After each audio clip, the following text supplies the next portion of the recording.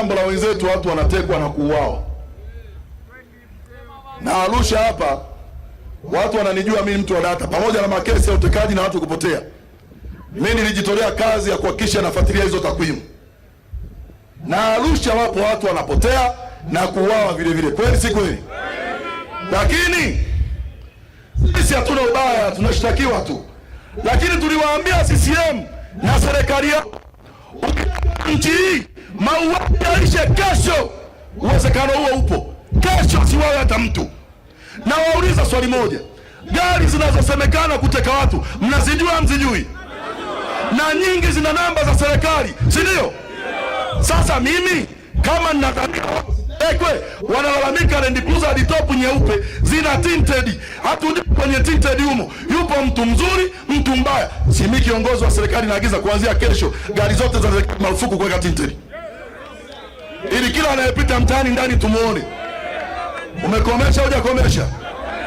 Jambo la pili, magari ya polisi ambayo hayana namba za polisi wala namba za uraia. Namba ina namba ya South Africa, namba ya Botswana, alafu gari hiyo ni jamaa imeshika na bunduki. Sasa baadhi ya hao polisi sio polisi. Na ukiweka ile namba ile, yani wewe mimi nafikiriani tujifanye wote wajinga. Ile namba ya South Africa inasaidia nini kwa mchorifu? Kwamba ndo akipita watu wajui. Sasa kama nakomesha watu kuchukuliwa kiholela majumbani mwao na baadaye polisi kusema waliomchukua sio polisi, tuagize kuanzia kesho marufuku gari ya polisi kuwa na namba za kiraia au namba za nje, ziwe na PT na hizo PT ziwe zimesajiliwa na RPC zote gari zake anazijua. Hapo vipi? Jambo la tatu, ukamataji holela. Ukamataji, mtu anakuja kukamata amevaa uniform.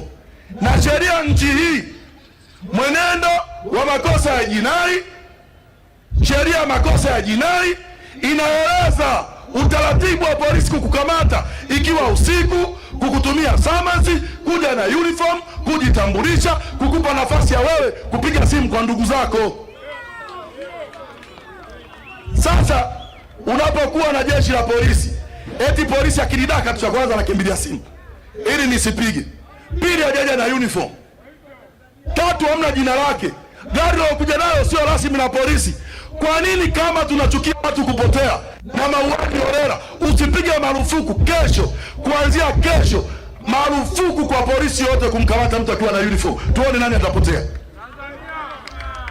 Kilichopo sasa hivi watu wanashindwa kutofautisha aliyejikamata ni polisi, ni jambazi, ni mtekaji, kwa sababu yoyote